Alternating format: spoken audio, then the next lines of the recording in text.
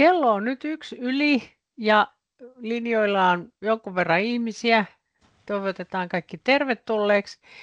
Ja tosiaan niin 10 vuotta on siitä, kun ryhmä perustettiin ja nyt tehdään sitten semmoinen operaatio, että lähdetään menee eteenpäin ja katsotaan, mitä tapahtuu, kun vaihdetaan aineisto.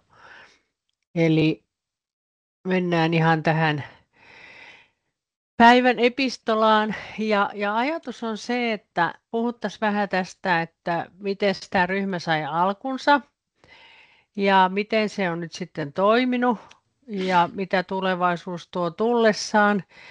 Ja täällä linjoilla tosiaan on hyvin ratkaisevasti ryhmän syntyyn vaikuttanut Lukesta Irene Vänninen ja sitten tässä alustavassa kokoonpanossa, josta tämä ryhmä sai alkuunsa, mukana ollut Tiina Weisman, ja hän edusti silloin Siirtolapuutarhan liittoa, ja Siirtolapuutarhan liiton ihmiset ovat aika runsain mitoin edustettuna tässä ryhmässä. Ja sitten Irene kertoo vähän tuosta, hyvin mielenkiintoista, pääsin vähän korkkaamaan Irenen aineistoa, että mitä tulevaisuus tuo tullessaan. Ei kaikkia maailman asioita syleillä, mutta syleillään nyt jotakin. Ja mä löysin tuolta arkistojen aarteesta Irenen aikoinaan lähettämiä aineistoja. Eli tämä lähti sellaisesta kuin viherriskityöpajat, parempaa kasvinterveyden riskinhallintaa viheralalle. Ja meillä oli työpaja ja sinne koottiin sitten ihmisiä ja tavoite oli se, että saadaan verkostoja aikaiseksi. Ja nämä Irenen saatesanat oli erittäin hyvät. Hyödyntäkää siis omia verkostojanne ja rekrytoikaa mukaan henkilöitä, joilla on sanottavaa asiaan. Ja näinhän sitä sitten koottiin. Meillä oli kokouksia ja niissä sitten keskusteltiin sen hetken ajankohtaisista asioista nimenomaan kasvinterveyden kannalta, mutta siinä samassa sitten pihistiin ja puistiin vähän sitä, että kun se tieto ei tahdo oikein kulkea ja minkälaisia nämä verkostot on. Ja me oltiin sitten Tiinan kanssa samassa työryhmässä ja näinhän me siellä sitten puistiin, että juu ja niin ne näin. Sitten koottiin Irene kokosi tämmöisen, että minkälaisia ongelmia ja odotuksia nyt yleensä siellä niillä ihmisillä, jotka sinne osallistuivat, niin oli tämmöinen tietenkin ote ongelmaan ja oma ymmärrys, mutta sitten oli tämä verkostoituminen, käytäntöjen parantaminen ja selvitys, mitä keinoja on käytettävissä ja tiedon levitys. Ja tässä vaiheessa mä kysyin Tiinalta, että oliko se jo tässä vaiheessa, kun me podettiin sitä tuskaa, että esimerkiksi puutarhapuolelta siirtolapuutarhat jäi vähän niin kuin semmoiseksi väliinputoajaksi, kun oli taimimyyjiä ja muita, niin miten sä kommentoisit tässä vaiheessa? On. Nyt mä en tiedä, että näynkö, koska niin kuin mä näyn tuossa yhdessä näytössä, mutta kun mä katson kokousnäyttöä, niin se näyttää, että mä olen liiton logon takana, mutta oli niin tai näin, niin täällä minä olen. Siis mehän silloin pohdittiin, kun niitä viherriskiasioita pohdittiin, niin silloinhan todettiin hyvin yksikantaan, että ylipäänsä kotipuutarhurit on pikkasen paitsiossa. Eli se viherriski, mä itse asiassa luin sen viherriskin loppuraportin oikein suuremmalla ajatuksella ja muistiin palauttamisen takia tänään, niin sehän oli hyvin niin kuin tuotanto- ja tutkimuspuolen valtainen hanke. Ja kuitenkin tiedetään, että näitä viherriskiongelmia, niin ne kohdistuvat hyvin vahvasti kotipuutarhureihin. Ja kun puhutaan kotipuutarhureista, niin siirtolapuutarhurit ovat väistämättä hyvin pitkälti niin kuin semmoinen marginaaliryhmä, joka aika herkästi niin kuin unohdetaan, koska siellä on osa Me tehtiin liiton semmoinen viljelijäkysely joitakin vuosia sitten ja todettiin, että siellä on näitä hyötykasviviljelijöitä. Siellä on myös näitä kukkatarhureita, joille ehkä nyt nämä öttiäiset ja kasviongelmat on se suurin stressi, koska joku kaunis kukka nuupahtaa. Ja sitten on niitä täysin välinpitämättömiä, mutta mä oon tosi iloinen siitä, niin kuin liiton edustajana, niin olen äärimmäisen iloinen siitä, että siinä ryhmässä selvästikin on hyvin paljon siirtolapuutarhureita, koska mä olen sangen monen siirtolapuutarhayhdistyksen suljetun Facebook-ryhmän luvallinen stalker, jotta niin kuin liittosihteerihattu päässä näkisin, mitkä ovat niitä ajankohtaisia ongelmia, pohdintoja milloin missäkin. Ja siellä kun joskus nostetaan esille jotakin niin kuin kasvinterveyteen liittyviä asioita, niin eikö siellä sangen oitis joku sano, että kuule, liityppä puutarhan parhaaksi ryhmään, että sieltä saat vastaukset. Ja mä ihan huvikseni, kun mä luin sitä viherriskin loppuraporttia, joka on siis päivätty marraskuussa 10 vuotta sitten, niin siinä raportissa sanotaan, että 24.11.2025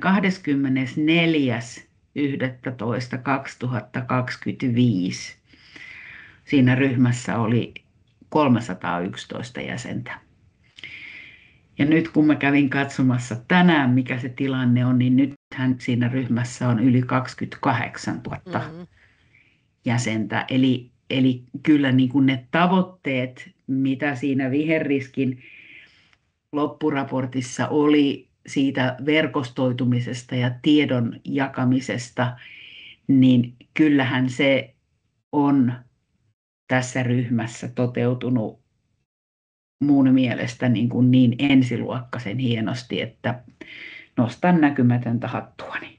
Joo, ja se mikä on sitten se jäsenistön koostumus, niin mä oon niin kuin erittäin otettu siitä, että täällä on siis tämmöinen tiedonvaihto harrastajan, ammattilaisen, toimittajan, eli hyvin erilaisten sanotaan niin kuin edustajien kesken, ja se on se mun mielestäni yksi asia, että yksi tietää yhtä ja toinen toista, ja kolmas uskaltaa kysyä. No sitten se, miten tämä lähti, tämä idea tästä näin, niin sehän oli oikeastaan silleen, että Irene sen puki ääneen, mutta kirjoitti myös sitten siihen aineistoon sillä tavalla, että tähän kohtaan tiedon jakaminen ja käyttö, niin täällä tuli kansalaiset, koulutus, viherrakentajat ja niin edelleen. Ja tavoite oli se, että monitahoista tieteen ja kasvin terveysasioista sekä tehokkaita kanavia tiedon levittämiseen ja tiedon jakamista niin, että musta tämä lopullinen viimeinen lause tässä virkkeessä, että toimimme yhdessä luonnon puolesta, emme sitä vastaan. Ja se on ollut yksi tämän ryhmän kantava ajatus. Ja kun mä nostan tästä nyt sitten tämän, että kun luotiin tämä Facebook-ryhmä, jonka nimeksi tuli Puutarhan parhaaksi, niin sitä aikani sorvasin ja vähän mallasin sitten muidenkin kanssa, että minkälainen ryhmän tavoitteeksi pitäisi kirjata. Ja näin ollen se muotoutui siihen, että sen tavoitteena on jakaa ajantasaista ja luotettavaa tietoa, miten puutarhan hyvinvointia voi parantaa. Ja yksi tärkeä asia on levittää tietoa mahdollisista puutarhaa ja luontoa uhkaavista taudeista ja tuholaisista. Se tuli sieltä viherriskistä. Ja sitten tuli tämä, että luonto jäisi meidän jälkeemme niin kuin mahdollisimman hyvään kuntoon, eli puutarhan hoitaminen niin, että jälkeemme jää mahdollisimman vähän luontoa haittaavia aineita. Ja sitten sinne kuvaukseen vielä kirjoitettiin, että puutarhan kasvien hyvinvointi, tunnistetaan kasveja vaivaavia tauteja ja tuholaisia Ja korostettiin myös siellä, että tulla epämiellyttäviäkin tapauksia, että niitä ei pidä niin kuin painaa villasella ja yökötellä. Ja kommenteissa kaikki tieto on tervetulleita ja sitten nostettiin tämä hyötyotusasia vielä ja toivotetaan kasvien hyvinvoinnista kiinnostuneet tervetulleeksi. Ja näillä eväillä nyt on 10 vuotta menty ja tässä mä nostan nyt sit muutamia asioita tässä vuosien varrelta ja yksi, mikä mua on ilahduttanut henkilökohtaisesti itse, on esimerkiksi nämä muovikeskustelut. Ja aikoinaan silloin aluksi, kun ne aloitettiin, niin itse henkilökohtaisesti sain kyllä kuraa kaikkia välineitä väyliä pitkin. Tuli YVtä ja tuli sitä ja tuli tätä, että sä oot ihan pöhkö, että kyllä sitä katemuovia pitää olla ja kaiken näköistä siellä. Ei siitä muuten mitään siitä puutarharoinnista tule.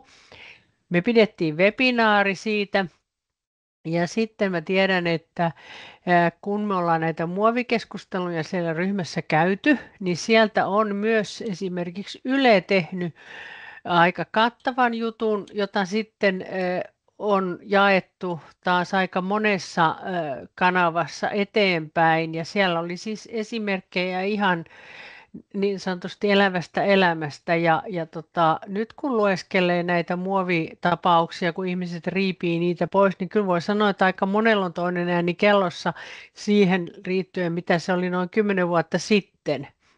No sitten on tämä kasvisuojeluaineet ja nämä kotikemistien ehtymättömät niksinurkat, niin ne on kyllä kanssa sitten saaneet niin kuin vähän sitä, että ei ne olekaan nyt ihan niin hienoja juttuja ja se torjunnan tarpeellisuus tai oikeastaan tarpeettomuus on niin kuin avannut monen huomaamaan, että mitä se monimuotoisuus oikeasti tarkoittaa ja on tosi ilahduttava lukea aina niitä, kun joku laittaa kuvan, löysin tämän ja olen tästä ihan onnesta mykkyrälläni, kun on kysymys tämmöisestä esimerkiksi leppäkertun toukasta tai vastaavasta.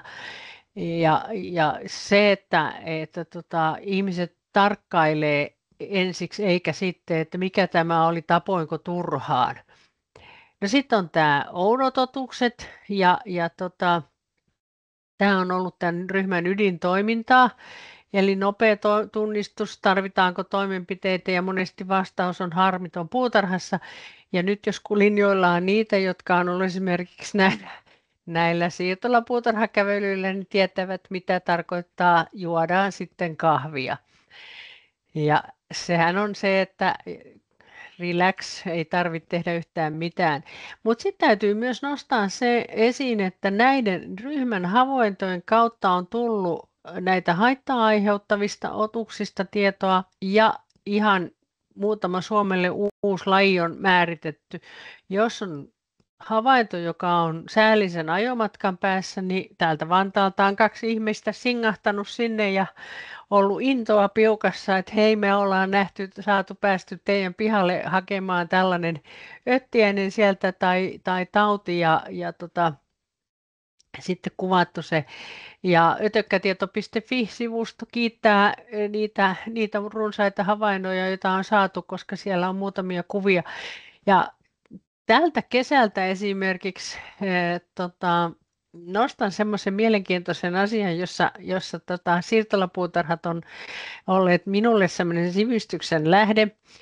Meillä oli tuolla Marjaniemessä oli tämä puutarhakävely ja mulle tuotiin sitten kirsikkapuun lehtiä, joissa oli joku vaiva, tauti. Mä sanoin, no joo, tämä nyt on vaan joku yleinen lehtilaikku ja that's it.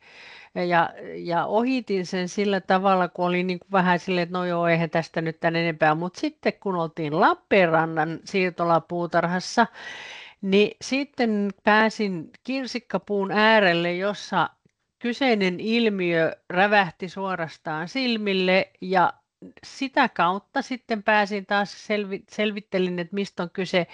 Ja kyse on ei nyt ihan niin kovin kivasta sienitaudista, joka on saanut jalansijaa lämpöisten, kosteiden, kesien ansiosta paikkapaikoin. Ja sitten yksi semmoinen, minkä mä nostan esiin, jos tosiaan niin viime vuonna webinaari täytti ääriään muuten, kun pidettiin tämä puiden istutuswebinaari, niin moni puu on kyllä pelastettu kuolemalta sen webinaarin tallenteen ansiosta ja sitten sääntillisten selkeiden asiantuntijoiden antamien ohjeiden avulla ja sitten kun on näitä pihakävelyitä, niin mä oon sanonut, että tehdäänpäs taas arkeologisia kaivauksia, kun on niitä puiden tyviä sieltä liian syvistä istutuksista vähän kaivettu. Eli hyvin monenlaista on nähty ja koettu ja musta on niin kuin ihanaa yhdistää tämän Facebookin tämmöinen niin kuin kirjoituspöytäjuttu ja sitten kun pääsee katsomaan pihoille ja puutarhoihin, niin se yhdistyy tavallaan se teoria ja käytäntö, että näinhän se on. Mä oon tähän nyt sitten kirjoittanut vielä, että mitä jäsenet on ryhmästä mieltänyt, niin tämähän nyt kyllä lämmittää ihan valtavasti, kun kirja lukee, että tämä on yksi parhaimmista, tulee asiallisia neuvoja. Tässä on ollut hyvä, että nyt kiinnittää huomiota ihan pienimpiinkin muoveihin, kun se kokonaisuus on iskostunut jo alintointaan asti. Ja ihanaa on, että minä pelastan jo nykyään leppäkerttuja. Ja oikeastaan mä tähän esitykseen niin lopetan tämän esityksen tähän, että tämä ryhmä on paras paikka saada oikeita ohjeita tietoja. Muissa puutarharyhmissä käytetään yhä haitallisia torjunta-aineita ja tuhotaan kaikki ötökät ja niin edelleen. Et mun mielestäni tämä on ajaa sitä asiaa, mikä oli siellä Irenen, että otetaan se luonto huomioon. Niin tässä on niin kuin nämä asiat. Jos saan tähän loppuun esittää yhden kommentin. Saat vaikka useamman. Niin tuolla yhdellä dialla puhuit näistä kotikemisteistä. Siis näitä Facebook-puutarharyhmiähän on pilvin pimein. Ja tänä päivänä netti on turvoksissa kaikenlaisia ohjeita, että levitä suolaa ja ruiskinmäntysuopaa ja tee sitä ja tätä ja tota.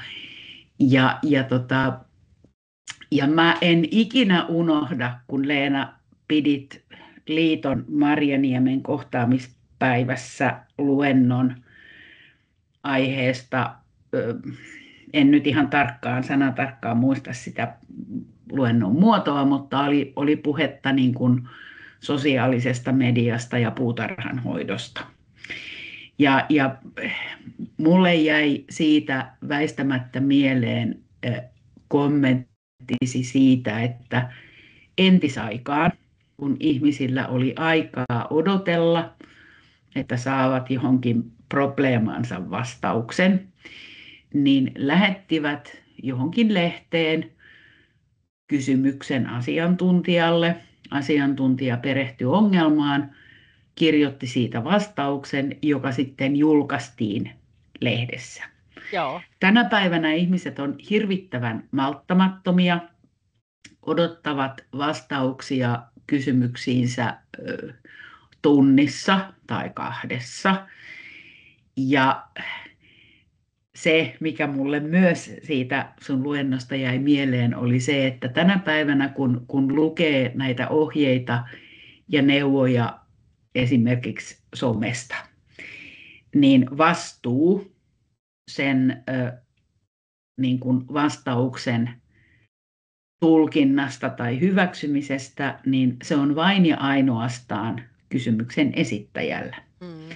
Eli sinne voi sanoa, että kun mun kumminkaima tai kun mä oon kuullut tai mä jostakin luin tai jotakin muuta. Ja sitten tänä päivänä mua ehkä pikkasen puutarhanhoidon osalta pelottaa tekoäly, koska sehän ammentaa, niin kuin tekoälyhän AI ei ajattele, vaan se ammentaa tietoa verkkoon julkaistuista eri lähteistä ja tekee niistä sitten jonkun kvasi-fiksun yhteenvedon. Odotas, kun näet Irenen esityksen. Okei, niin se mua pikkasen pelottaa ja huolettaa ja sen takia mä oon hirvittävän iloinen, että tämä 10-vuotias ryhmä elää ja voi hyvin, että siinä on yli 28 000 jäsentä, jotka vannovat tämmöiseen aitoon ja niin kuin luontoa kunnioittavaan puutarhanhoitoon. Eipä mulla muuta. Kiitos Joo, Leena. joo, ja sitten se, mikä mua ilahduttaa erityisesti, on se, että täällä on myös niitä, jotka jakaa sitä tietoa eteenpäin, on sitten lehden toimittaja tai bloggari tai muuta vastaavaa, tai työssään joutuu asiakkaita neuvomaan, niin se lähtee se ketjureaktio, sitten se viidakkorumpu lähtee kumisemaan sitten niin kuin samoin sävelin kaikkialle. Mutta nyt saako Irene jaettua oman aineistonsa sieltä jostakin uumenista? Joo, toivottavasti. Hetki vaan.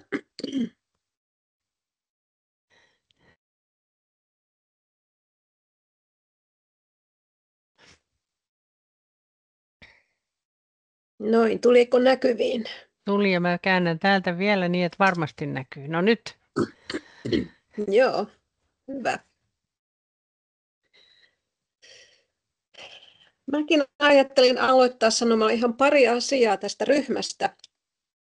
Ja mä olen tosi iloinen, että pääsin puhumaan tähän, koska 10 vuotta on tosi pitkä aika ja mä en jotenkin ollut hahmottanut, että oikeasti tämä ryhmä on ollut toiminnassa jo 10 vuotta ja että sä Leena olet jaksanut sitä vetää kaiken tämän ajan. Niin vähän niin kuin tutkimuksen näkökulmasta, että millaisena tämä ryhmä näyttäytyy siellä tai sinne suuntaan, niin vähän siitä aloitan. Ja mä sanoisin näin, että tämä Puutarhan parhaaksi ryhmä on niin kuin toimivin osio siitä virtuaalisen viherketjun kokonaisuudesta, joka tuotettiin Viherriski-hankkeessa, jonka sä Leena tuossa jo kerroit. Ja silloin kun tuon ryhmän kanssa mietittiin, tai sen verkoston kanssa mietittiin, että mitä oikein pitäisi tehdä, jotta saataisiin paremmin kuriin ulkomailta tulevien kasvien mukana tulevia tuhoajia, niin karanteenituhoajia kuin sitten niin sanottuja tavallisiakin tuhoajia, niin tosi nopeasti tämä ryhmä silloin tuotti semmoisen keskeisen periaatteen, että miten tämän verkoston tulisi toimia, jotta se toimisi paremmin ja tieto kulkisi sen sisällä ennen kaikkea paremmin. Ja siinä oli 3 asiaa, jotka nostettiin esiin. Ensinnäkin se, että kaikkia osapuolia, jotka siinä verkostossa toimii, niin pitäisi kohdella tasapuolisesti.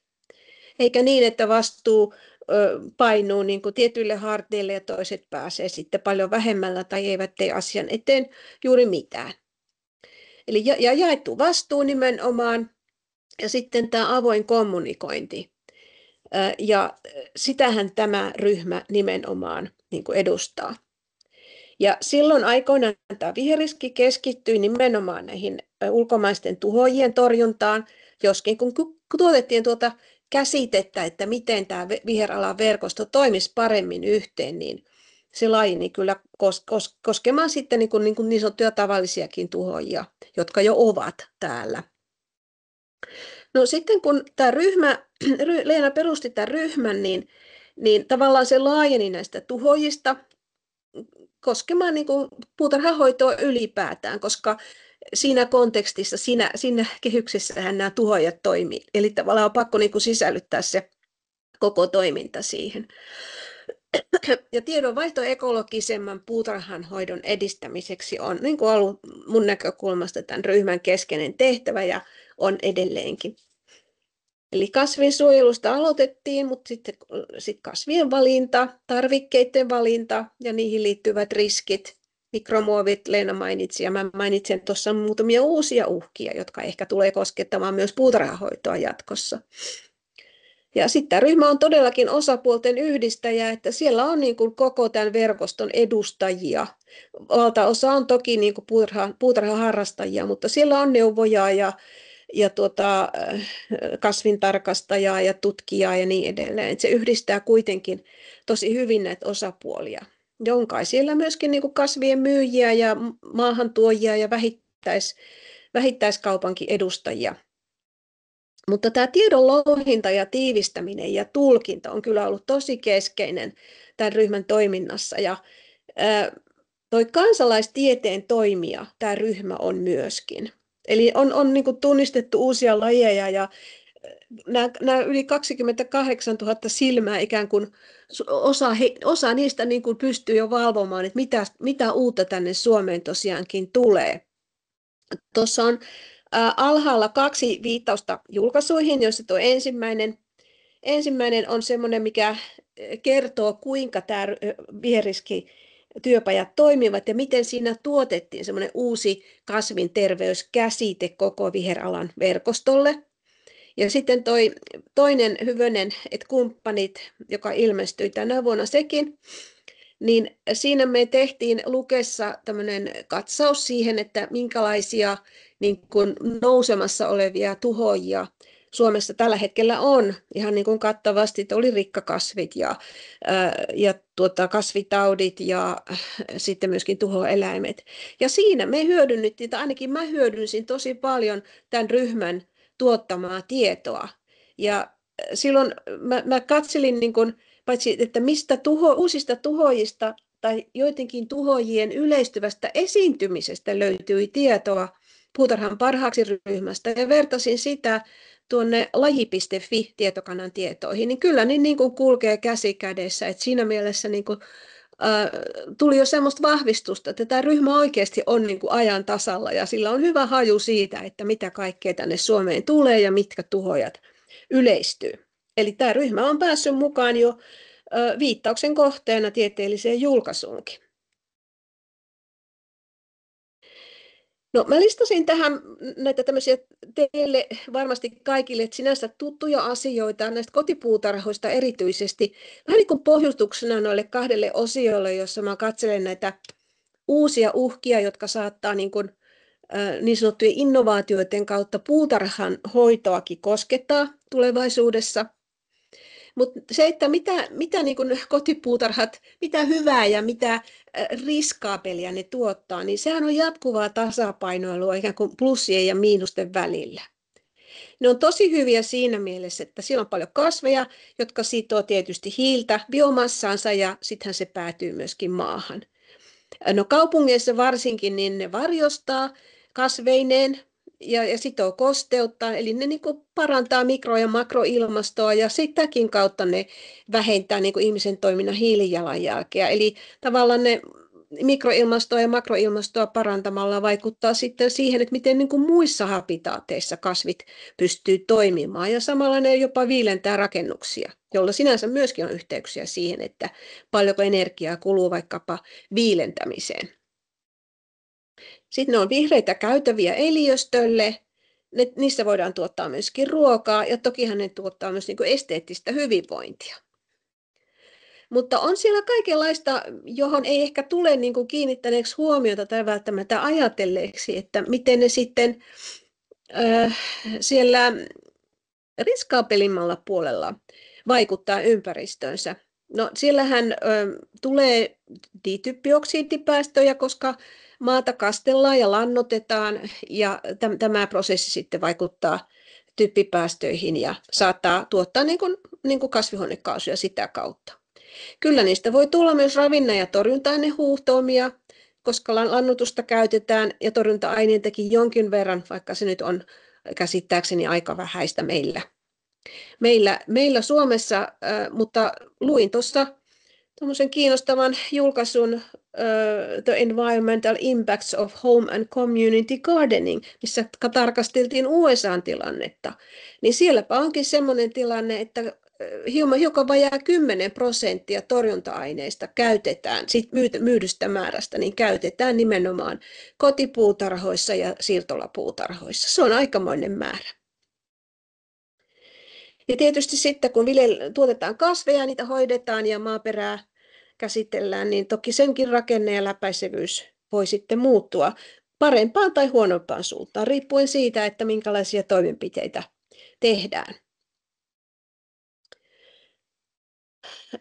Mutta paikalliseen eliöstöön tosiaan vaikuttaa joskus voimakkaastikin. Onko se hyvä vai huonompaa, se riippuu siitä, miten puutarhuri käytäntönsä valitsee. Totta kai puutarhat muuttaa alkuperäistä eliöstöä, koska ne on ympäristönä erilaisia kuin se alkuperäinen kasvillisuus. Siellä saattaa lisääntyä niin kuin kasveille ja sadolle haitalliset herbivorit. Tarkoitan siinä mielessä, että joku voi vaikka viljellä laajamittaisestikin vaikka jotain tiettyä kasviryhmää vuosia peräjälkeen, ikään kuin sillä tavalla kerryttää niitä tiettyjä tuhoajia sinne, jotka sitten vaikuttaa sinne ympäröiviinkin puutarhoihin. Mutta ne voi tarjota myös ruokaa ja lisääntymispaikkoja pölyttäjille. Parhaimmassa tapauksessa ne todella voi suosia kimalaisia ja muita pölyttäjiä, joita kipeästi tarvitaan ja joihin kohdistuu erilaisia uhkia. Ja sitten torjunta-aineita, jos käytetään, ja samaten ravinteita, niin niitähän voi sitten huuhtautua tosiaan ympäristöön. Ja sitten tämä vieraslajien leviäminen.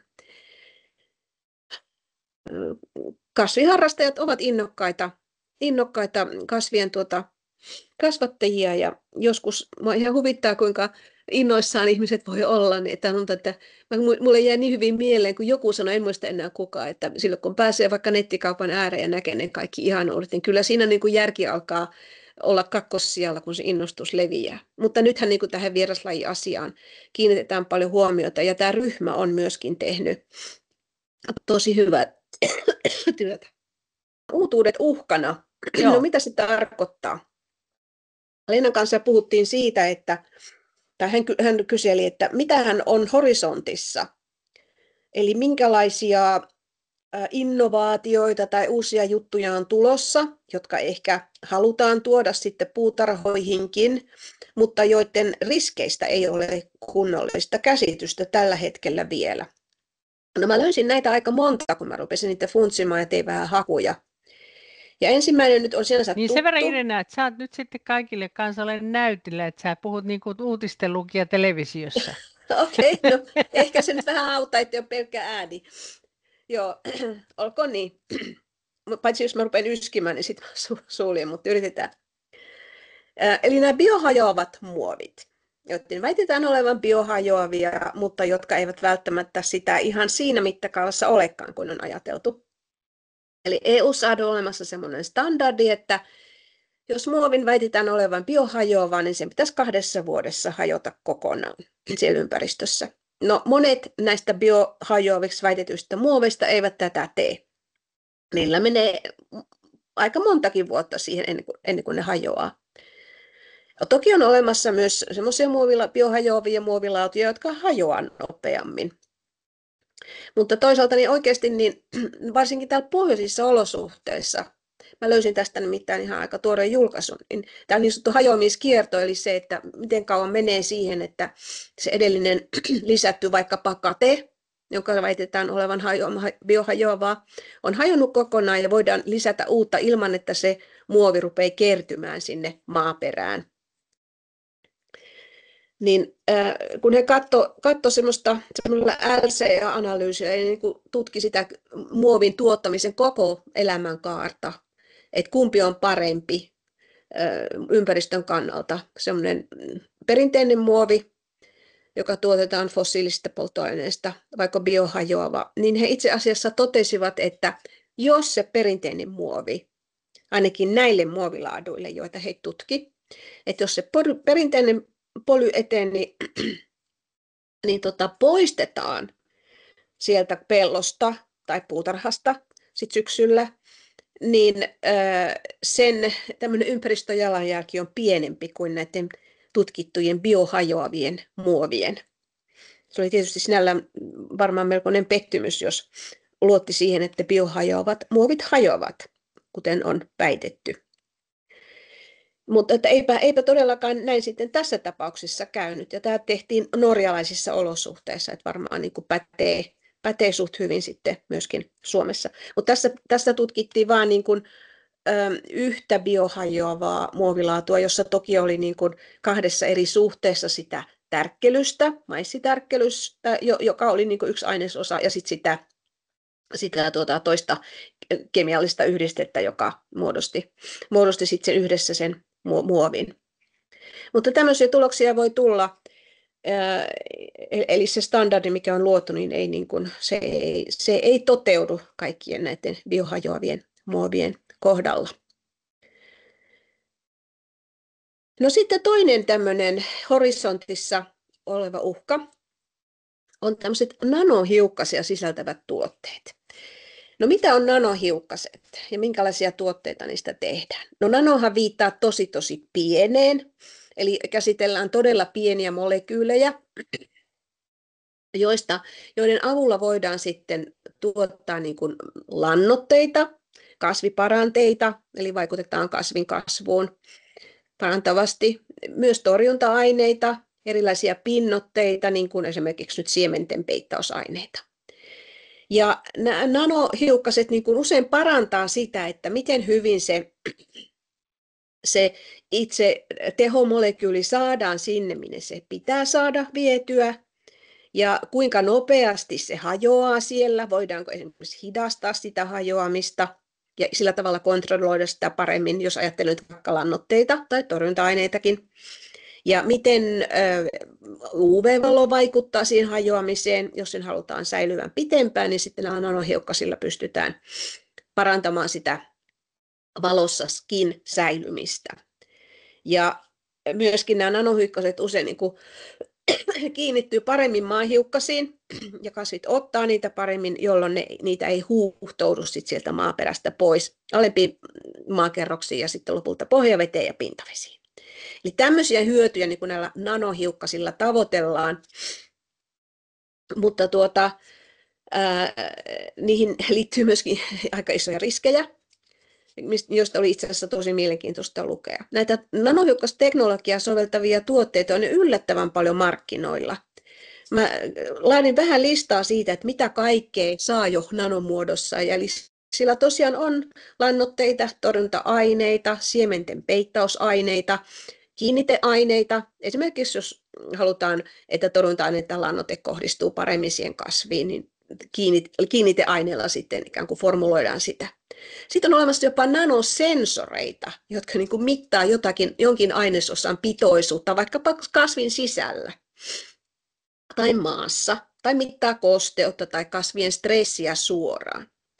Ja sitten voidaan tehdä jopa semmoisia sadonkorjun jälkeisiä niin kuin sen tuotteen tai lopputuotteen pinnan käsittelyä tämmöisillä nanoteknologioilla, että suojataan vaikka hedelmän pinta niin, ettei siihen iske bakteerit tai sienet.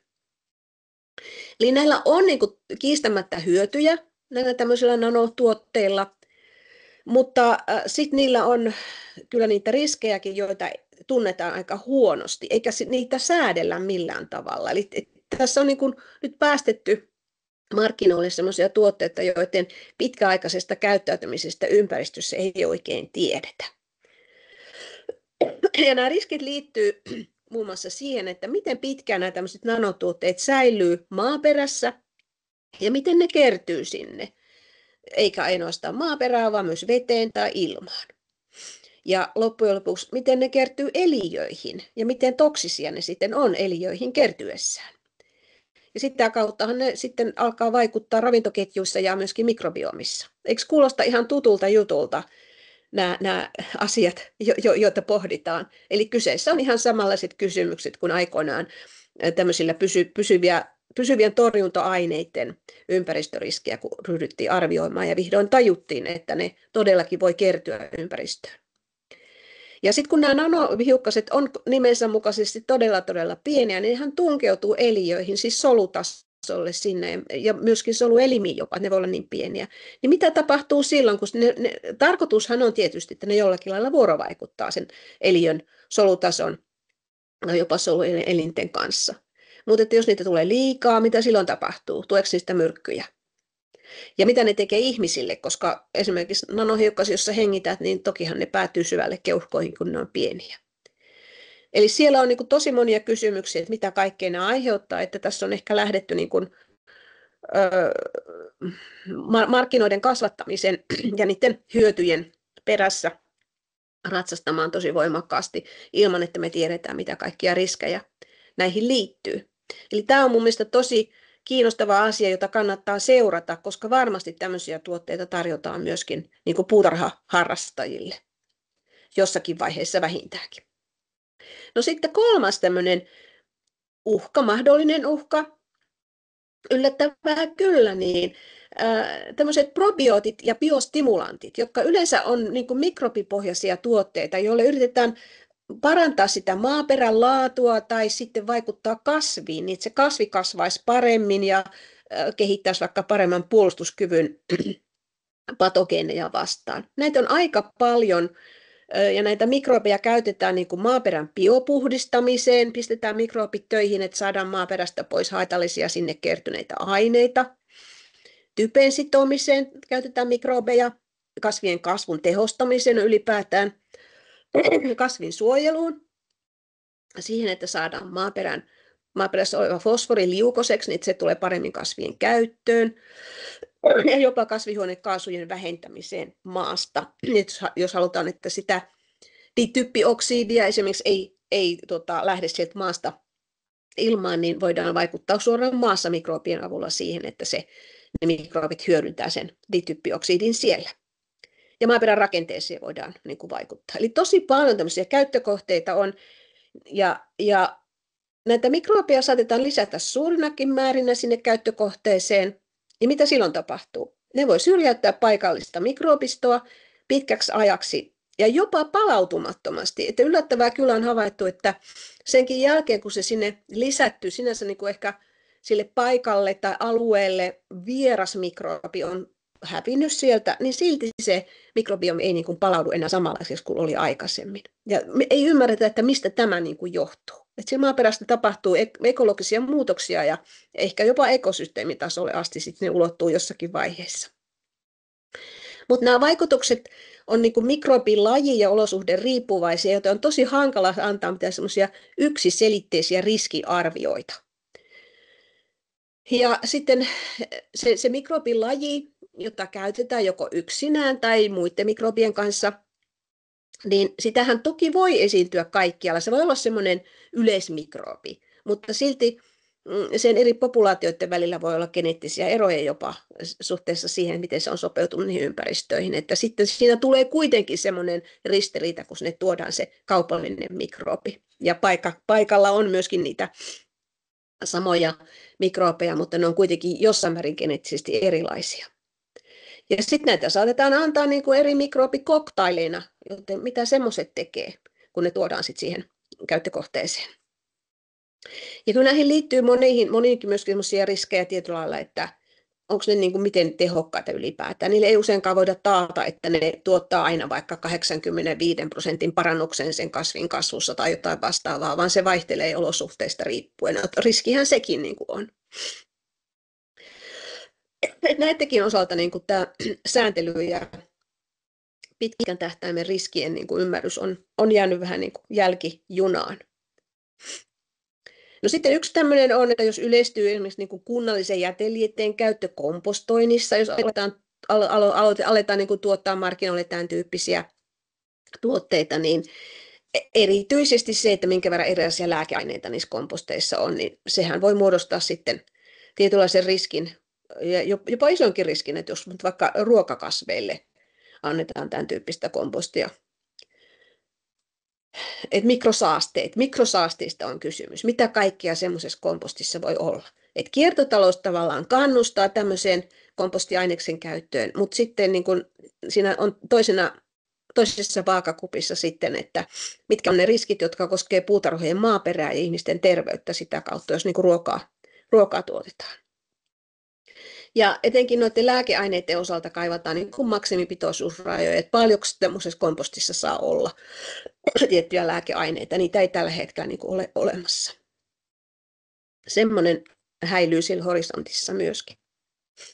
No sitten on näitä älykkäitä automatisoituja kasvinsuojeluteknologioita. Niitähän todella kehitetään voimakkaasti tällä hetkellä.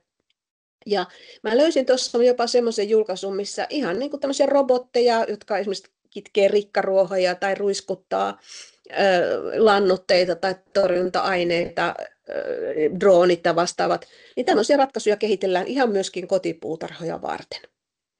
Ja usein näihin liittyy se, että niissä on niin kuin tämmöistä tekoälyä, pilvipalveluja, että se keskustelee sitten siellä sen serverin kanssa, jossa saattaa olla joku algoritmi pyörii, joka sitten tekee päätöksiä ja ilmoittaa, että onko siellä vaikka jotain tuholaista liikaa. Siis tämän tyyppisiäkin ratkaisuja on olemassa.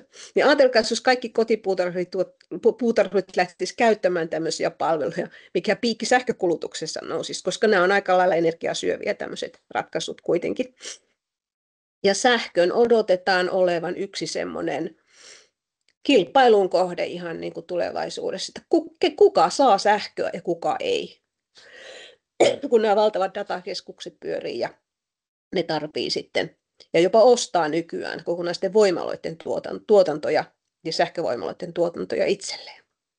No, nämä nyt on mun spekulaatioita, mutta tämän tyyppisiä asioita mulla alkoi päässä pyöriä, kun mä tästä aiheesta luin. No sitten yksi jännä asia, joka myöskin nousi esiin, sinänsä niin kuin vanhakin juttu, valosaaste. No valojahan on kaupungeissa ja sä et näe taivaalta tähtiä, kun kaupungissa on sitten valosaastetta niin paljon. Ja tämmöiset asiathan on tiedetty. Linnut tulee sekopäisistä, hyönteiset reagoi niihin valoihin ja kärventyy ehkä lampujen ympärille silloin, kun kuumia lampuja käytettiin. Mutta tässä puhuttiin nyt nimenomaan siitä, että kun nämä ledit on yleistymässä, ne on halpoja ja niistä tehdään niin kuin koko ajan erilaisia tuotteita, niin tämmöiset aina päällä olevat koristevalot, joita on tosi ihana laittaa varmaan sinne puutarhaan ja pitää niitä niin kuin öin ja päivin päällä. No tietysti yöllähän ne on paremman näköisiä.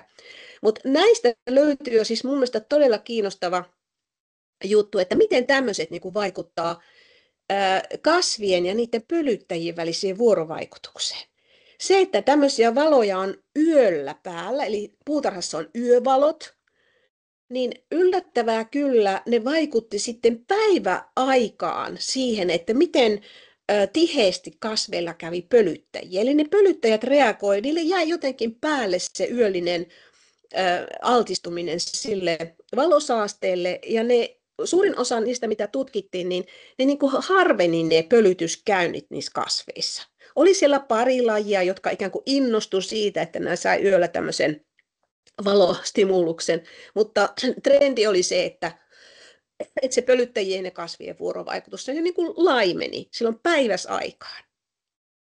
Ja tämä ilmiö tunnetaan huonosti, mutta nämä ledithän on tunkeutumassa kaikkialle. Ja kyllä mä itsekin tiedän, mä tuossa just laitoin, tosin asuntoon sisälle, niin mä laitoin ledinvalastuksen oikein, että mulla on toi käytävässä niin ihanat ledinvalot, että mä haluaisin asua tuolla käytävässä. Niin ne on houkuttelevia ja kauniita, mutta on hyvä tiedostaa myös tämmöisiä seurausvaikutuksia sitten niiden käytöstä, kun tuolla ulkona niitä käytetään siihen aikaan, kun siellä on elämää. No siinä oli lista tämmöisistä uusista mahdollisista uhkista, ei varmaan kattava lista. Osa näistä on isompia ja osa pienempiä riskejä, mutta varmaan jotakin noista kannattaisi enemmänkin miettiä.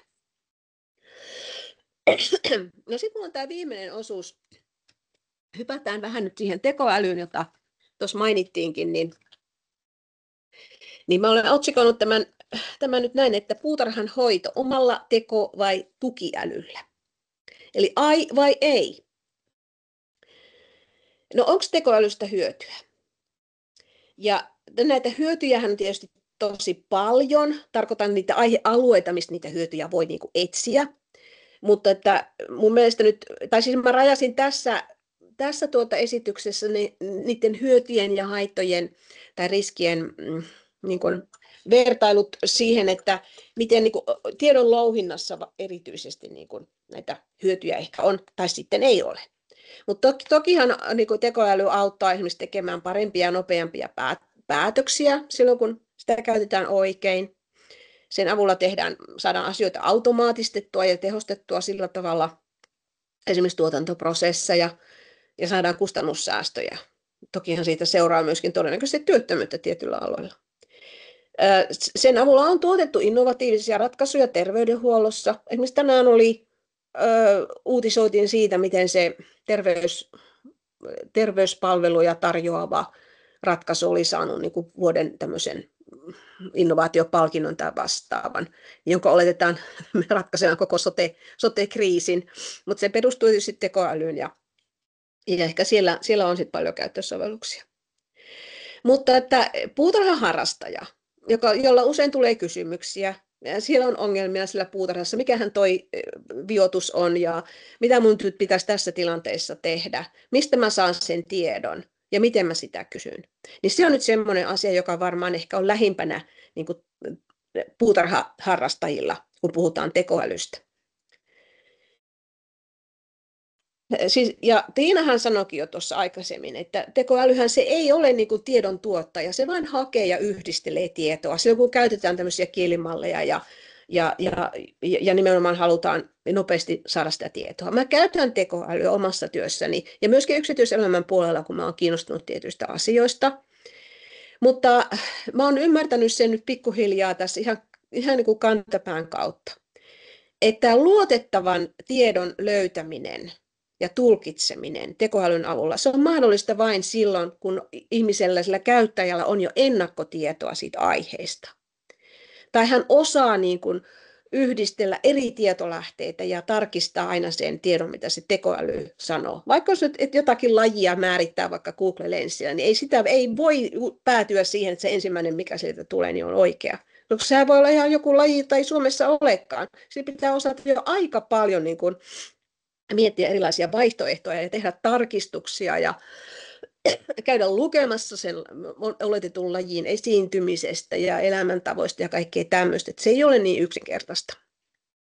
Ja mulle kävi tuossa taannoin sillä tavalla, että kun viimeisteltiin sitä julkaisua, missä just katsottiin näitä Suomessa nousussa olevia tuhoajia, no sen artikkelin tarkastaja sanoi, että annapas tästä asiasta lisää muutama viite. No, mä tein työtä käskettyä ja pyysin tekoälyä sitten, että anna mulle 3 viitettä tästä ja tästä asiasta. Mä selitin sille tosi tarkkaan, mitä mä halusin, koska sille pitää selittää tarkkaan. Ei sille voi umpimäisesti jotain paria sanaa heittää. No sitten se heitti mulle ne 3 viitettä, eli viitettä tieteellisiin julkaisuihin. No mä luin niitä läpi ja sitten mä mietin, että ei kyllä ole voinut Suomessa vuonna 2001, toi ihminen ei ole kyllä julkaissut Suomesta mitään tämän eliön osalta. Niin se herätti mut siihen ja sitten kun mä tsekkasin, niin se oli keksinyt 2 viitettä ihan omasta päästään, tämä ChatGPT. Se vaan yhdisteli niitä asioita ja sillä oli esitetty vaatimus, niin kyllähän se ihan kivasti tuotti ne 2 julkaisuviitettä, mutta ne oli ihan puuta heinää, ei niitä ollut olemassakaan. 3. se kyllä tuotti ihan oikein, että se oli niin olemassa oleva tieto. Mutta että jos mä en olisi katsonut sitä, vaan sokeasti luottanut, että nyt mulla on ne 3 viitettä, niin mä olisin pannut sinne ihan puuta heinää. Mutta koska mä tiesin tietystä asiasta jo aika paljon ja mä arvasin, että ei voi olla näin, epäilykset heräsi. Niin tämmöinen tarkistusprosessi, se on aina tehtävä, aina ehdottomasti. Ja toisen kerran niin mä pyysin sitä niin kuin lyhentämään yhtä tuottamaani tekstiä, loppuraporttia tein. Ja sitten mä sanoin sille, että no tarkista tämä kieliasu ja ota pois semmoinen epäolennainen tieto. No kyllähän se tarkisti kieliasu ja poisteli sieltä sitten turhaa sanahelinää, mutta sitten se rupesi tuottamaan sinne omia juttujaankin. Se niin kuin yhdisti jonkun asian, sanan sieltä löysi ja seuraava sanan todennäköisyys oli sitten koski jotakin tiettyä lajia, josta ei ollut niin kuin puhettakaan siinä raportissa. Niin tämmöisiä ihmeellisiä juttuja sinne tulee ja nämä niin kuin jää mieleen kyllä sitten, kun on kantapään kautta ne niin kuin itse huomannut, että tämmöistä sieltä voi tulla. Mutta jos haluaa käyttää tekoälyä kaikesta huolimatta, niin pitää olla tosi hyvä esimerkiksi siinä, että miten sä annat sille sen käskyn silloin, kun sä haet tietoa. Eli ne pitäisi osata tehdä tarpeeksi yksityiskohtaisesti ja jos sä haet vaikka tietoa jonkun kasvin kasvatuksesta tai menestymisestä sillä vyöhykkeellä, missä sä sitä kasvatat, niin sille pitää osata kuvailla se olosuhteet, mitkä sulla vallitsee siellä ja kasvin lajike ilmoittaa ja minkälainen ilmasto siellä on, mikä on kasvuvyöhyke, millaisella maaperällä sä oot viljellä sitä, minkälaisia oireita sä oot nähnyt jos sanallisesti kuvailet vaikka jotain ongelmaa kasveissa. Niin se on, jos ei niin kuin tätä tee, niin saa liian yleispäteviä tai semmoisia yleisiä vastauksia, voi saada ihan väärää asiaa koskevia vastauksia, tuhojan tunnistaa joksikin muuksi, mitä ei ole olemassakaan. Saa vaikka vääriä suosituksia seuralaiskasveista, jos semmoisesta olet kiinnostunut, tai vanhentuneita neuvoja ja suosituksia, koska se nyt hakee vaan kaikkea, mitä netissä on, niin se niitä pystyy arvioimaan, että onko oikein ja väärin. Ja sitten voi olla tuloksena tosiaankin vastaus, selitys, joka on osin oikein, mutta toisaalta väärin. No mitenpä erotat ne toisistaan, jos sulla ei ole niin asiasta ole olemassa mitään ennakkotietoa? Sä voit erehtyä menemään ja ottaa kaiken todesta.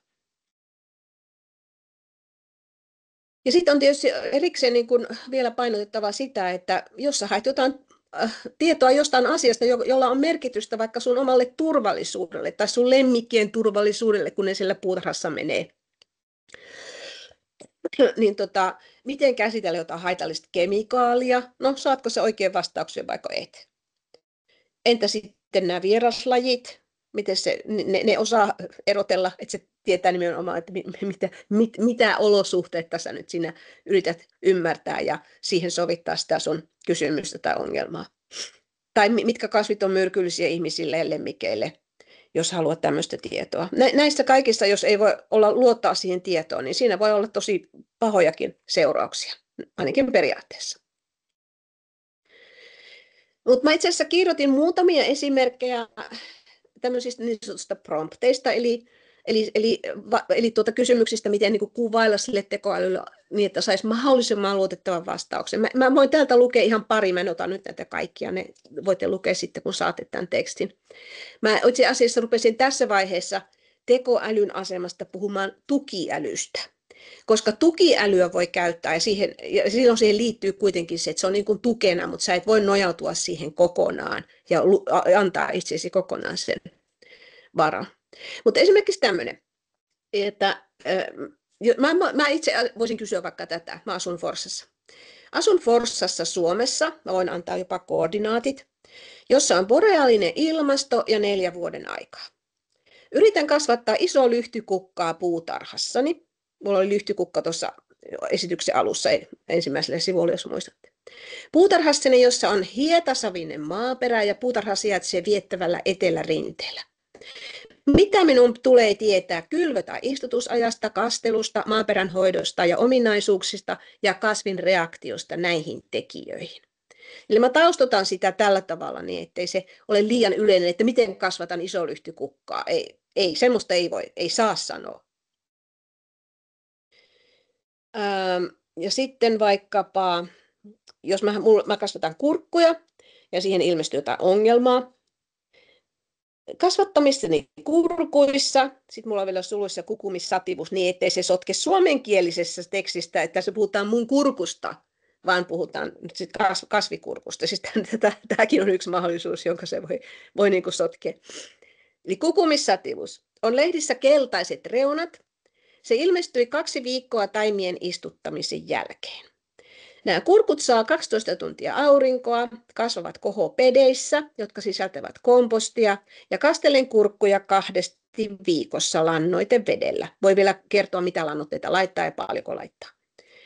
Mitkä ovat lehden reunojen keltaisuuden todennäköisimmät syyt? Mitä asioita minun tulee kasveista seurata? Et tällä lailla voi taas täsmentää sitä ja yrittää kertoa niin paljon kuin pystyy. Ja sitten sille voi esittää myös niinku vaatimuksia. Yksi semmoinen hyvä keino on, että ei niinku pyydä yhtä vastausta, vaan pistää sen tuottamaan vaikka 4 kastelustrategiaa. Mulla on tämmöinen esimerkki kuin, että anna 4 kastelustrategiaa, jotka sopivat paprikoiden kasvattamiseen Suomen ilmastovyöhykkeellä X, ja listaa kunkin strategian hyvät ja huonot puolet. Et näin sä otat niinku sitä hallintaa itsellesi, se tuottaa sulle vaihtoehtoja ja sä voit sitten ruveta niitä vertailemaan ja tarkentaa sitten vielä että oikeasti kun nämä nyt sitten menettelee. Ja sitten sä voit sanoa sille suoraan, että kerro, mitä epävarmuuksia sun tuottamaan vastaukseen liittyy. No silloin se joutuu vähän niin kuin miettimään omaa tuotostaan ja tekemään näin. Esimerkki. Yritän kasvattaa viiniköynnöksiä puutarhassani Suomen ilmastovyöhykkeellä X. Kerro, miten niitä pitäisi leikata näissä olosuhteissa, ja sitten voi kuvata tarkemmin ne olosuhteet. Jos ilmastolla tai viiniköynnöslajikkeella on merkitystä leikkaamiselle, kerro, mistä asiasta minun pitäisi hakea tarkempaa tietoa. Ja sitten aina on mahdollisuus myöskin se, että laittaa sinne kysymyksen loppuun semmoisen lauseen, että pyydän minulta lisätietoja, jos niitä tarvitaan luotettavamman vastauksen tuottamiseksi. Oikein mielellään se esittää sitten lisäkysymyksiä ja ikään kuin tenttaa sua, jotta se pystyy sitten vastaamaan paremmin siihen kysymykseen. Ja mä käytän tätä ja huomasin, että siitä on paljon apua kyllä, jos näin tekee, koska ei välttämättä aina itse tajua, että onko hän nyt laittanut sinne kaiken oleellisen tiedon, mistä on apua sen vastauksen tuottamiseen. Mutta niin kuin tässä nyt oli muutamia esimerkkejä siitä niin sanotusta prompteista, mitä voi hyödyntää, kun tekoälyltä kyselee, mutta siitä huolimatta niin ei siltikään pidä niin kuin sokeasti luottaa, että se on tukiäly eikä varsinaisesti oikea äly kuitenkaan.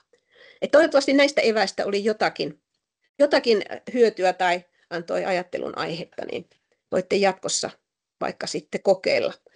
Pistää tekoälyn tekemään vaikkapa lisäkysymyksiä. Siinä oli mun esitykseni tällä kertaa.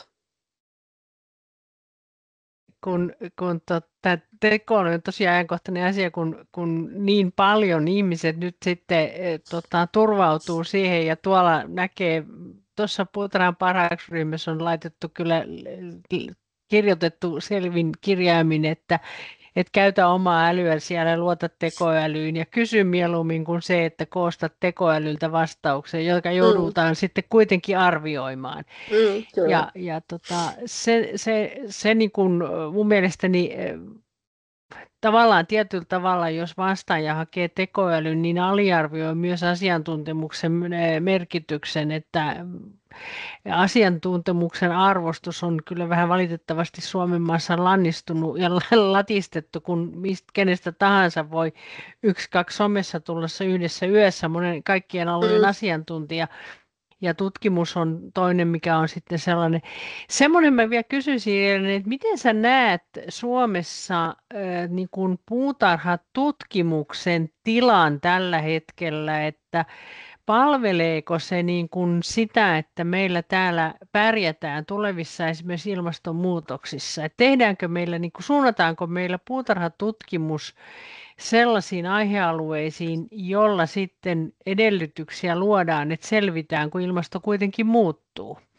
Nythän on ajettu alas aika paljon lajiketutkimusta, onko olosuhteita, viljelymenetelmiä, niin mikä on sun näkemys tavallaan tutkimuksen vaihtoehdoista tällä hetkellä, että tutkitaanko sellaisia aihealueita, jotka sitten luo edellytykset esimerkiksi kotipuutarhoissa hyvää viljelyyn? No nyt pistit sillä tavalla pahan kysymyksen, että se on kuitenkin aika laaja kenttä ja mutta mä yritän nyt haarukoida esiin sen, mitä mä tiedän. Että vaikka tosiaan niin kuin lajiketutkimusta on niin kuin vähennetty, niin kuitenkin esimerkiksi mansikalla sitä tehdään. Mansikka on niin tärkeä, siihen satsataan, että kyllä siellä niin kuin näkyy se, että tärkeisiin kasveihin satsataan. Oletuksena ilmeisesti on, että jos on nyt tärkeää, niin se on tärkeää jatkossakin vielä. Et mansikallehan Viikkiössä kehitetään nyt sitten nimenomaan ihan lajiketutkimuksen kautta niin semmoisia uusia lajikkeita haetaan, joissa olisi niin kuin se hyvä maku, mutta myöskin sitten kestokykyä sietää niitä muuttuvia olosuhteita. Et jossain määrin tämmöistä on.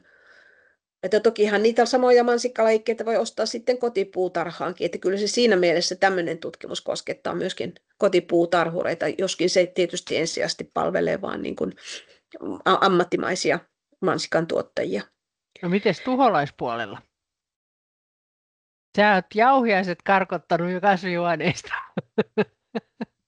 Joo, no tuholaispuolella, no siellä on siis ennen kaikkea tällä hetkellä on jouduttu reagoimaan siihen, että torjunta-aineiden valikoima supistuu tosi voimakkaasti. Ja puutarhapuolella se näkyy jo ihan niin kuin käytännössä, ja se on johtanut jopa siihen, että tietyt niin kuin perinteiset tuhojat on niin kuin tuotantolaitoksissa, niin ne on niin kuin nostaa päätään, koska niiden torjuntaan ei ole enää tämmöisiä nopeavaikutteisia kemikaaleja.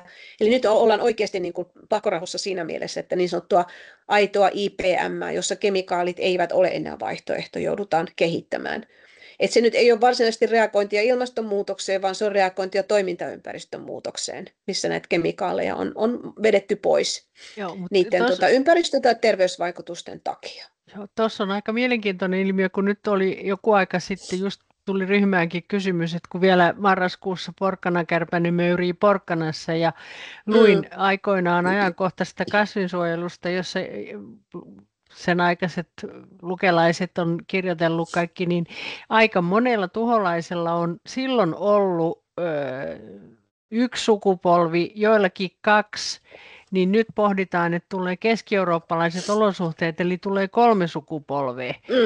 Ja sitten on nämä biologiset torjuntaeliöiden, käyttöhän on nyt lisääntynyt, nythän niitähän saadaan jo avomaallekin, mansikkapunkkiin ja moneen muuhun, että tavallaan sittenhän mennään just siihen IPMään enemmän, että käytetään niin kuin luonnon omia keinoja. Et silloin kun mä tein Kasvikumppanit-kirjan, niin mä löysin pilvin pimein esimerkiksi kasviuutteiden käyttöä tuholaisten torjunnassa, ja se on alue mun mielestäni, jota pitäisi koko ajan lisätä, että millä tavalla saadaan niin kuin kasvien omia kemiallisia aineita käytettyä.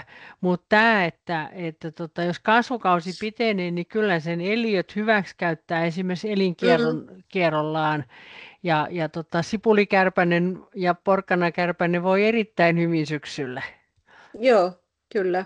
Ja samoin kirvat, niin eihän tuolla ranskalaiset valittaa, että kirvoilla ei ole diapausia ollenkaan, kun ei ole talvea, niin niitä tulee koko ajan uutta ja tuuppaa paljon. Ja kirvoihin torjunta-aineen resistenssi taitaa olla aikamoinen riasa tällä hetkellä. Joo, se on ihan totta. Näin se on. Ja sitten toinen, yksi ongelma, joka me nostettiin esiin myöskin siinä meidän katsauksessa näihin nousussa oleviin tuholaisiin, on se, että kun kesällä, niin kun, ei ainoastaan meillä, mutta etelämpänä nyt jo, niin ne olosuhteet on niin lämpimät, että siellä niin kun tiettyjen perhosten populaatiot kasvaa tosi isoiksi. Ja silloin kun on kyseessä nämä pitkälle suunnistautuvat, pitkälle mikroivat perhoset, niin niitä varmaan tulee meille enenevästi ihan tästä syystä kesäisin, vaikkei ne meillä pystyisi talvehtimaankaan. Että miten varaudutaan sitten tämmöisiin tuhojiin, joita tulee tosi paljon, jotka pystyy meillä kuitenkin lisääntymään 1 tai 2 sukupolvea sen jäljellä olevan kesän aikana. Mutta niitä saattaa tulla niin kuin kerralla tosi paljon, että se torjunnan aloittaminen ja se tuhojen saaminen niin kuin hallintaan siinä heti alussa, niin se on tosi haastavaa. Joo, ja sen takia niin mun mielestä on myös se, että laitan tuon kameran. Sen takia mun mielestä on oleellista tämmöiset harrastelijahavainnot, koska tutkijat ei ramppaa kauhean paljon puutarhoissa, mutta puutarhoihin haetaan kasveja. Niissä lajikirjo on monipuolisempi. Siellä on niin kuin ravintokasveja monelle, joita ei esimerkiksi vielä meillä kaupallisesti viljellä.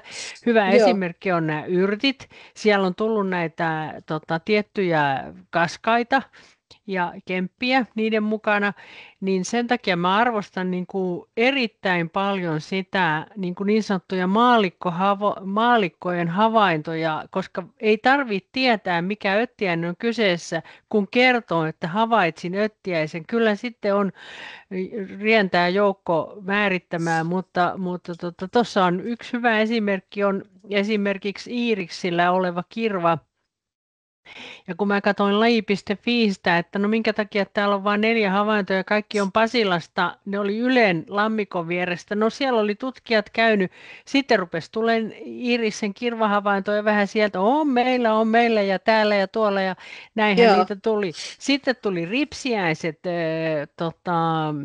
noiden gladiolusten sipulien mukana ja näin poispäin. Ja kaikki perustuu tähän, että yksi kertoo ja laittaa hyvän kuvan, niin sitten muut huomaa, että hei, mullakin on ollut, saadaan esimerkiksi levinneisyydestä.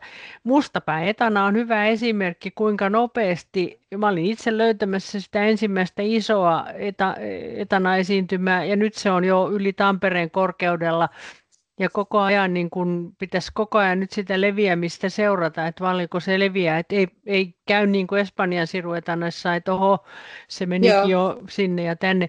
Että näiden maallikkohavaintojen arvoa pitäisi nostaa mun mielestäni entistä enemmän ja nimenomaan niin, että maallikot ei tarvitse tunnistaa, mutta ne havainnoi ja sitten tarjoaa sitä havaintoaan sitten niin kuin asiantuntijoille ja sitten lähdetään yhdessä selvittämään, että ei ne niin kuin valon nopeudella ne tuhot etene. joo. Että tämmöisessä, niin, ja sitten kun ei tekoälyltä kysytä sitä, että onko tämä öttiä, niin sieltä tulee kyllä sitten semmoisia vastauksia, että ne ei kyllä pidä yleensä paikkaansa. Mm. Että nämä Joo, on niin kuin niitä. Joo, ja mä tuossa, kun me tehtiin sitä julkaisua näistä nousussa olevista tuhoajista, niin kyllä me siinä loppupäätelmissä nimenomaan korostetaan sitä, että ei tutkimus pysty niin kuin itse seuraamaan enää niin kuin, siis meidänkin resurssit vähenee koko ajan, ja vaikka ongelmat lisääntyy, niin kyllä me korostetaan siinä, että tätä kansalaistiedettä niin sanotusti, mitä tämäkin ryhmä tekee, täytyisi niin kuin kehittää, ja koska me laitettiin se sinne, niin jotenkinhan sitä täytyy kehittää. Sen takia mun mielestä tämän ryhmän olemassaolo on tosi hyvä, koska se on näyttänyt jo kyyntensä, että mihin se pystyy. Että se on niin monenlaisia hyötyjä tämän tyyppisellä ryhmällä, että se pitää hyödyntää. Mäkin olen niin lyönyt rumpua tästä ryhmästä meidän tutkimustiimissä, että tämmöinen ryhmä on tuotettu, se on toiminut 10 vuotta, siihen viitataan tieteellisessä julkaisussa, koska ne havainnot on luotettavia, ja sehän pohjautuu nimenomaan siihen, että ne varmistutetaan aina sitten asiantuntijoilla. Mutta että ne silmät, ne 100 ja 1000 silmät, jotka on siellä taustalla, niin ne niin kuin tekee sen perustavanlaatuisen työn. Joo, ja siellä voi niin kuin jokainen omaa rooliaan ja merkitystään niin korostaa eikä vähätellä, että mä oon nyt vaan tässä yksi tällainen ja näin poispäin. Meillä on suomalaisilla vähän semmoinen niin hyvässä kuin pahassakin taipumus se, että mä nyt laitan tätä tököttiä vaan vähän tai mulla nyt on vaan tällainen, että ei semmoinen, se vähättely on niin kuin huono niin hyvässä kuin pahassakin, että sen takia se on ihan hyvä, että nyt tässä rinnallahan kulkee sitten ötökkätieto.fi-sivusto, joka on kaupallinen, sinne pitäisi niitä öttiäisiä lisätä ja mua ilahduttaa kyllä suunnattomasti se, kun siellä on esimerkiksi Ruokavirastossa, niin on linkki, että jos haluat lisää, niin katso sieltä. Se luo pääpaineita. Mutta kyllä kaiken kaikkiaan niin kuin silleen mä toivoisin sitä, että enemmän vielä tulisi niin kuin tutkijat tähän mukaan. Kun tutkijat pelkää sitä monta kertaa, että ei tietoja voi julkaista tai kertoa, kun ei ole vielä tehnyt julkaisuja, mutta kyllä kantaa voi ottaa, vaikka olisi julkaisu tulossa jostakin ja pohtia niin kuin asioita sillä tavalla, että ei siellä sitä oman aihealueensa julkiseksi tulemisen pelkoa, niin kannata kyllä potea, että se on paljon suurempi rikkaus tulee siitä, kun tutkijat tulee mukaan. Joo, ja mun mielestä koko tätä ryhmän toimintaa pitäisi tutkia siinä mielessä, että, ja me yritettiinkin tuon Marco Pereira Kerolin kanssa hakea rahoitusta tähän tämmöiseen tutkimukseen, koska mä en usko, että tämän tyyppisiä ryhmiä on olemassa maailmassa kovin paljon, näin laajaa ryhmää, ja sitten se kiinnostus kohdistuu nimenomaan niin kuin muutamaan kysymykseen. Minkälaisilla edellytyksillä tämmöinen ryhmä pystyy toimimaan? Se on todella kiinnostava kysymys, koska tämä on erilainen malli siitä, että miten tämä ryhmä toimii. Ja tässä on tosi hyvin niin kuin rakennettu se, että miten se jäsenkunta on aktiivisesti mukana, tuottaa tietoa ja sä kysyt heiltä välillä, että siinä on niin kuin molempiin suuntiin kulkee tämä. Ja sitten toisaalta sä tiivistät sitä tietoa, mitä sieltä tulee ja haistat, mitä tarvitaan. Ja se, mitä, että sä oot tuottanut, onko nyt 4. kirja jo tulossa, mitä sä oot tuottanut? 13. Joo, niin tämähän on tietyllä tavalla se on semmoinen ikään kuin liiketoimintamalli, voisi sanoa, jossa nimenomaan se tiedonvaihto on se oleellinen Joo, juttu. se on se oleellinen asia ja sitten se mikä musta on niin kuin silleen mielessä, mistä mä tykkään, että kun katsoo monia someryhmiä ja muuta, niin ne käyttäytyminen on aikuisten tyyli, että se ei ole semmoista, että joskus joku vetää herneen enää, kun esitetään lisäkysymyksiä, että mikä tässä nyt kyselet, niin jos ei kyselyä kestä, niin sitten voi siirtyä sivuriville, mutta se, että se kielen käyttö ja käyttäytymistapa, niin musta se on niin kuin tosi aikuismaista, mikä ei välttämättä kaikissa someryhmissä kyllä niin ole. Ja siitä Joo. kyllä sit tulee niin kuin jokaiselle jäsenelle ihan papukaijamerkki, että pysyy siinä aikuisten maailmassa ja muistaa sen, että arvostaa sitä, joka kysyy, eikä tuuppaa sitä omaa asiaansa sinne heti ensimmäisenä, että kun toinen kysyy, että mikä mun vaahteraa vaivaa, niin toinen sanoo, no mulla on tämmöinen omenapuu.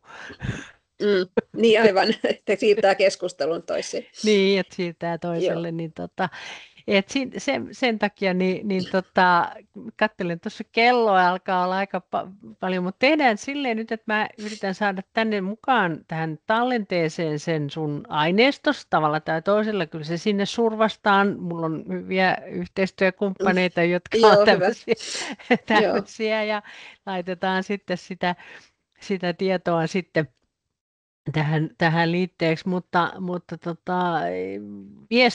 viesti Luken suuntaan ja muuten niin kannustan vaan sinne, että tutkijoita tulisi mukaan aihealueita ja etenkin mä toivoisin sitten näitä ilmastonmuutoksia tutkivia tahoja mukaan, koska se on kyllä semmoinen asia, että toinen on maaperätutkimukset, koska nytkin esimerkiksi puutarhoissa, niin viime kesänä maaperän lämpötilat nousi niin korkeaksi, että kasvu pysähtyi siis nämä tavallaan sitten on tuo monimuotoisuus on yksi semmoinen asia, mutta sitten tutkimuspuolella niin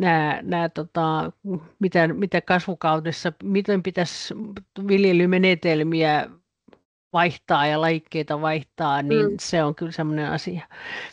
Mutta hyvä. Meillä on jonkun verran ollut jäseniä linjoilla. Kiitetään kaikkia osallistujia ja kiitetään Irenee. Kiitoksia. Ja kiitetään, Tiinakin varmaan jossain vielä linjoilla, toivon mukaan ainakin täällä S-pal. Joo, näkyy. Olen täällä. Niin saadaan sitten, ja välitä säkin sinne siirtolapuutarhalaisille vielä kiitokset, että ne on täällä ryhmässä ihan kantavana jäseninä, niin sillä tavalla. Kiitän, joo. Joo, nyt nämä oli kyllä tosi mielenkiintoisia, että harmi, että tuo jakaminen ei onnistu, mutta ei sitä ennenkään mitään aineistoa jaettu sitä. Niin, joskus voi olla ihan kivaakin pitää ilman mitään aineistoa. Silloin voi keskittyä siitä, mitenkäs mä ilmaisen tämän asian, enkä vaan paukuta PowerPointia. Näin on, hyvä. Kiitoksia kaikille ja pannaan luukut kiinni ja toivotetaan, nyt on, eikö se on ensimmäinen adventti sitten lauantaina, eikö sunnuntaina, että kynttilät palamaan. Joo. Silloin ei tule valosäästettä, kun etiäiset ei lennä. Niin. Joo. Kiitoksia munkin puolesta Leena ja kiitoksia kuulijoille, jotka olitte linjoilla ja palataan asiaan. Kiva, kiitos. Hei hei. Hei hei.